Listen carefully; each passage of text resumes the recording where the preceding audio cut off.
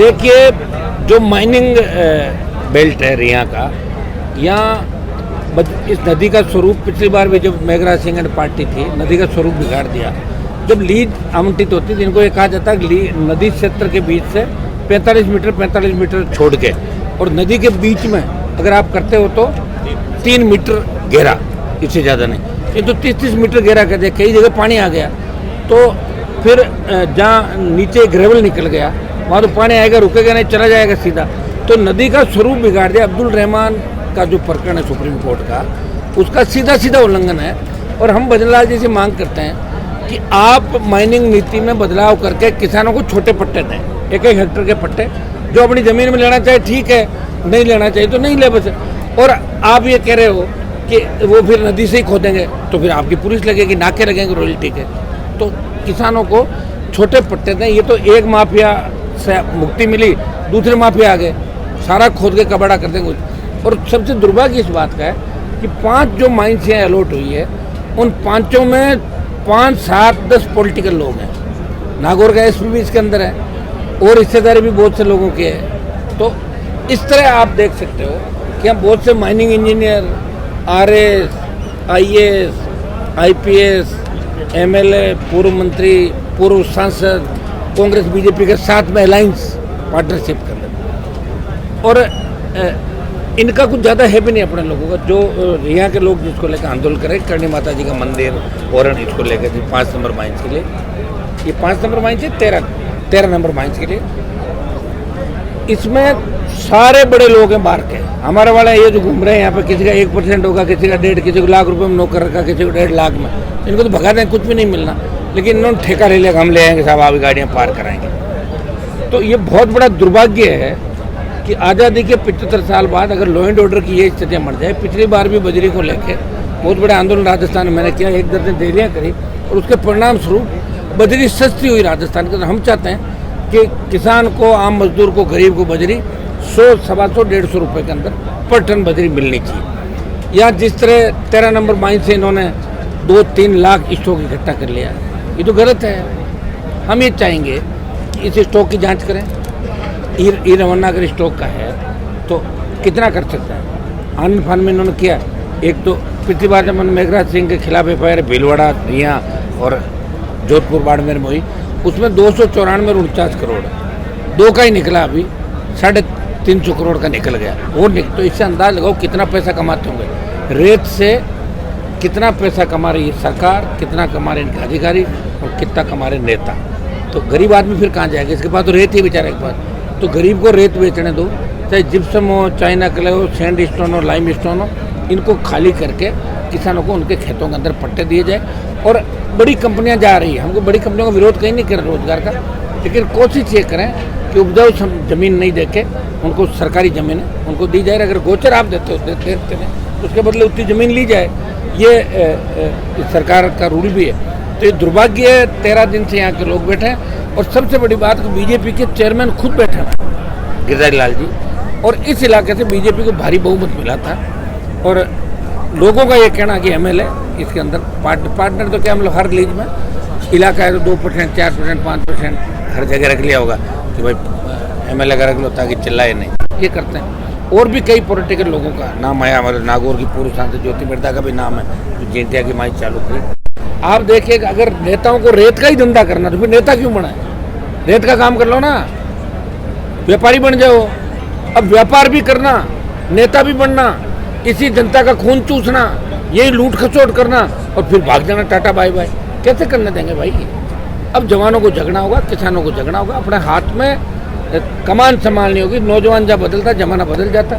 यहाँ इन लोगों को मैं साथ हूँ। इस आंदोलन को राष्ट्रीय लोकतांत्रिक पार्टी ने आज से हाथ में ले लिया रिया का। जब तक इनकी जीत नहीं होगी तब तक मैं खड़ा हूँ। अब देखते हैं कि कौन सा बड़ा माफिया या कौन सा व्यक्ति इन गरीबों की ज़मीनों की तरफ आंख उठाता है और नदी का स्वरूप बिगाड़ नहीं देंगे स्वरूप। नदी हमारी चले, जिससे रिचार्ज हो, यहाँ पे पानी किसानों को सुख सुविधा मिले। हम ये चाहते हैं कि नदी का स्वरूप नहीं बिगड़ा। हम किसी के खिलाफ नहीं व्यक्तिगत, लेकिन गुंडागर्दी कतई नहीं बर्दाश्त होने देंगे। चाहे कोई भी हो, कितना ही बड़ा व्यक्ति हो, अगर गुंडागर्दी करेगा तो उसका सामना राष्ट्रीय लोकतांत्रिक पार्टी मजबूती के साथ करेगी। हमारे यहाँ के अधिकारी तो नंदी को बंद ही बता दिया सर। यहाँ के अधिकारियों ने तो खूब चोरी चकारी की, लेकिन दुर्भाग्य से हमारी सरकार नहीं ना राजस्थान में। हमने ज़्यादा भ्रष्टाचार के खिलाफ मामले उठाए, लोगों ने हमारी सारी सीटें हरा दी, एक एमएलए भी नहीं छोड़ा विधानसभा का। फिर भी मैं लड़ रहा हूँ राजस्थान को बचाने के लिए, लोकतंत्र को बचाने के लिए। मीडिया को आपको सिविल लाइन के अंदर एंट्री नहीं दी जाती। पहले सीएम गवर्नर के यहाँ मीडिया जा सकता था, अब 1 किलोमीटर दूर खड़ा करते हैं धूप के अंदर। भाइयों, आपकी आवाज़ भी हम ही उठा रहे हैं, हर व्यक्ति की, हर वर्ग की, हर समाज की आवाज़ उठाना है। आप थोड़ी हिम्मत रखो, ताकत दो इनको, और आपकी ताकत है। और सोशल मीडिया हमारे पास बहुत बड़ी ताकत, मीडिया के साथ साथ प्रिंट मीडिया, इलेक्ट्रॉनिक, आप सब ताकत होकर निश्चित रूप से माफिया राज खत्म करेंगे राजस्थान के अंदर, और लंबे समय तक इनको नहीं चलने देंगे। सर यहाँ तो लोग मंदिर को भी नहीं छोड़ा इन्होंने। आप तो मंदिर को नहीं छोड़ा, राजस्थान में तो आईसीयू के अंदर रेप हो गया। कौन सी बात कर रहे हो? है कहाँ कानून व्यवस्था? भजन लाल जी ने कभी सोचा कि सीएम बनेंगे? ये तो बहुत बड़े भाग्यशाली है। या तो हवाई जहाज से जो बच्चा था वो भाग्यशाली है, और या भजन लाल जी। मुझे मैं भाग्य, पहले मैं भरोसा नहीं करता था, इनके सीएम बनने के बाद मैं भाग्य पे भरोसा करने लगा कि कुछ भी हो सकता है। ये दुर्भाग्य है राजस्थान का भाई। इनको अधिकारी चला रहे हैं, सारा सिस्टम पता ही नहीं इनका क्या सिस्टम है। आज इतना बड़ा रैली तो कलेक्टर को आना चाहिए ना। एसपी कलेक्टर क्यों डर के भाग रहे हैं? और अगर इतने ही डरते हैं तो फिर चले जाए नागौर छोड़ के, बस इसलिए भीड़ में नहीं आना। इससे आप कुछ गड़बड़ हो जाए, धक्का मुक्की हो जाए ना, तो क्या फर्क पड़ता है धक्का मुक्की का? नारेबाजी चलता रहता है। यहाँ नागौर में भी रहना, हम बोल्ड हैं, पब्लिक के सामने आना नहीं, छुप जाना, धोखे से किसी को मुकदमा दर्ज कराना। क्या सिस्टम है भाई नागौर के अंदर? कांग्रेस तो मरी हुई है। कहाँ है कांग्रेस? बताओ मुझे। 1.5 साल में, 2 साल में आपने कांग्रेस को देखा क्या नागौर जिले में? कांग्रेस मरी हुई है और बीजेपी लूट खसोट में लगी। कौन बचाएगा नागौर को? राष्ट्रीय लोकतांत्रिक पार्टी नागौर को ही नहीं, पूरे राजस्थान को बचाएगी। कांग्रेस तो संविधान बचाने की बात करिए, तो संविधान तो बचा हुआ है, कौन लेके गया? इन्होंने कौन सा कम दुरुपयोग किया? कांग्रेसियों ने आपातकाल लगाया और इन्होंने अघोषित आपातकाल लगाया, जिनका रोज गए आपातकाल। और उनका इंदिरा गांधी जी के समय कुंवरों की नसबंदियाँ करी थी, आपको याद है क्या? तुम पकड़ पकड़ के लोगों को, तो वो याद करना होगा। कांग्रेस ने लूटा, बीजेपी ने जमकर लूटा। चोर चोर मोसेरे भाई, एक सांपनाथ दूसरा नागनाथ है, और हमें इन दोनों से लड़ना है और दोनों का ठीक है ना। पंचायत चुनाव के अंदर इनका हिसाब बराबर कर देंगे राजस्थान। मामले को लेकर आगामी क्या रणनीति? बढ़िया ही रहेगी रणनीति, आप चिंता ही मत करो। बाद मामला हाथ में लिया है तो दिल्ली तक गूंज रहेगी इसकी, लोकसभा में उठेगा मामला है मजबूती के साथ। हम चुप नहीं बैठेंगे भाई, हम इनको न्याय दिलाएंगे। जैसा संघर्ष समिति और जैसा रिया का आमजन चाह रहा है वो फैसला मैं करा दूंगा इनको। सर लीजदार का कहना है, उनसे बात करी थी, वो कह रहे हैं कि पहले यहाँ पे अवैध खनन होता था, अभी वो सही कर देंगे। लीज मिली है तो यहाँ के लोगों को हम यहाँ पे फायदा नहीं दे रहे हैं कि जिनको कमीशन चाहिए। हाँ, वो दे नहीं रहे, तो ये हमारी वो तो अपने आरोप प्रत्यारोप लगा रहे हैं। अगर लीज कैंसिल भी होती है ना तो लीज धारक को पूरा पैसा सरकार दे देगी वापस। वो तो शर्तें होती है। लीज धारक हम नुकसान नहीं चाहते, और ज़्यादातर तो 50-50 हज़ार रुपये में नौकरी करने वाले बच्चे हैं, नौकरी करें उनके आगे ठेकेदारों को, बड़े ठेकेदार। लीज धारक को 2-3-4 नाम किसी के नाम से ले ली होगी, उसको 2-5% में रख लिया होगा। सर लीजदार के आरएलपी ने एक बड़ा बजरी को लेकर प्रदर्शन किया था और वर्तमान में भी कर रहे हैं। तो बजरी को लेकर जो सामने नहीं आ रहा, विपक्ष है कहाँ राजस्थान में?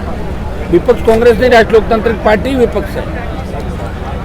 बीजेपी ने आवाज उठाई 2-3 जिलों के अंदर, आदिवासी पार्टी, उनका एमएलए पकड़ा गया, तो डिमोरलाइज हो गए वो लोग वहाँ। और ये आप बताओ, यहाँ कांग्रेस बीजेपी के बहुत से एमएलए चोरी कर रहे हैं, किसी को पकड़ा गया ऐसे भी ना आज तक? पकड़ते कब है? जब पीछा करना पड़ता है, जब फोन सर्विलेंस में लेना पड़ता है, निगरानी करनी पड़ती है। अगर उसका बीजेपी के विधायक का जितना पीछा किया, अगर कांग्रेस बीजेपी के कई मंत्री और मैं विधायक बता दूं जिनका पीछा करते तो रोज 2 बार पकड़ा जाए डेली। नहीं पकड़ना उनको, सिर्फ तीसरी ताकतों को खत्म करना। तीसरी ताकत खड़ी नहीं हो जाए, हम जम के राजस्थान को लूटे। हम बैठे ना ऐसा ही भर्ती और आरपीजी पुनर्गठन को लेकर 66-67 दिन हो गए भाई, 70 दिन होने आपको आए, सरकार के जून तक नहीं रहेंगे ये। और इसी सरकार ने कहा था विपक्ष में थी कि हम आरपीसी का पुनर्गठन करेंगे और हम ऐसा ही भर्ती रद्द करेंगे। तमाम इनके अमित शाह ने कहा, मोदी जी ने कहा कि पाताल से भी ढूंढ निकालूंगा। कहाँ गया पाताल की जरूरत नहीं है, यहीं के डोर ले आओ आप अगर लाना हो तो। लेकिन इनको लोगों को बेवकूफ़ बनाना है। कितना बेवकूफ़ बना रहे हैं। अभी जब अंतरिक्ष के अंदर अपना ये यात्री गया है शुक्ला, तो किस तरह कह रहे हैं कि शुक्ला जी ने मुझे कहा कि मेरा इंडिया ऊपर से बहुत खूबसूरत दिख रहा है। क्या दिखता है क्या अंतरिक्ष से इंडिया? हेलीकॉप्टर में आप चले जाओ तो आपको नीचे नहीं दिखता, पेड़ नजर आते हैं, उसके बाद वो हवाई जहाज में नीचे दिखता है, कुछ बादल दिखते हैं खाली। लेकिन किस तरह लोगों को बेवकूफ़ बनाना कि मेरा भारत मुझे बहुत अच्छा दिख रहा है। क्या आप उस बात को मानते हो? क्या अंतरिक्ष से पृथ्वी दिखती है क्या? तो पृथ्वी दिखेगी जब तो इंडिया, या पृथ्वी से अलग है इंडिया? जब पृथ्वी नहीं दिख रही है, लेकिन लोगों को पागल बना। मेरा भारत मुझे बहुत अच्छा लग रहा है। अब इन्हीं बातों से काम निकल, बेरोजगारी आपसे मिट नहीं रही है, पेट्रोल डीजल जा रहा 125, कमर तोड़ दी महंगाई से, टोल कर्जा, जिस तरह की गुंडागर्दी देश के अंदर हो रही, मेरे भाई बहुत हालात खराब है देश के। और कांग्रेस के अंदर भी जिस तरह के नेता है, इनके नेतृत्व में हम तो ये सोच रहे हैं कि आगे होगा क्या, हमारे जैसे लोगों को क्या होगा जो थर्ड फ्रंट की बात करके लड़ रहे हैं। बहुत तकलीफ भरी राजनीति हमारी है, लेकिन फिर भी हम लड़ेंगे, थकने वाले नहीं हैं। अगर भगत सिंह जी ये सोच लेते कि मेरी कुर्बानी से मेरे घर से कोई पीएम नहीं बन रहा है, मैं क्यों दूँ, क्योंकि देश आज़ाद कैसे होता है। हनुमान बेनीवाल लड़ाई लड़ेगा किसान कौम को जिंदा रखने के लिए, जवानों के हक अधिकार के लिए और आम आवाम की सुरक्षा के लिए और राजस्थान का मान सम्मान बढ़ाने के लिए। रिजल्ट चाहे 0 हो कोई फर्क नहीं पड़ता, हमारी जंग जारी रहेगी माफिया के खिलाफ। यहाँ पे वार्ता सफल नहीं होती तो कुछ का प्लान बनाएगा, भी कर देंगे सारा, चिंता क्यों, कौन सी सफल होती है, सब बढ़िया हो जाएगा। 10 दिन पहले माइनिंग चालू हुई थी, माइंस यहाँ पे, उसी दिन वो फायरिंग करके उन्होंने अपनी वो तो आतंक मचाएंगे ना, आतंक मचाने के हाँ। लिए। उसके पश्चात सेकंड डे एक बच्चे 16 साल के लड़के को पीछे से मारे, तो वो आज एक्सपायर भी हो गया, 2 दिन एक्सपायर हो गया बच्चा वो। बद्री माफिया की टक्कर से उसकी हाँ, वाहन की 0044 की टक्कर से वो बच्चा चला गया। और नेक्स्ट अभी परसों एक्सीडेंट और हुआ था, वो तो बेचारा ठीक है। अब सबको ठीक कर देगा, 00 है कोई दूसरा। सुनो मैं आ गया ना, चिंता ही मत करो, मतलब सब भाग जाएंगे। आतंक क्यों मचल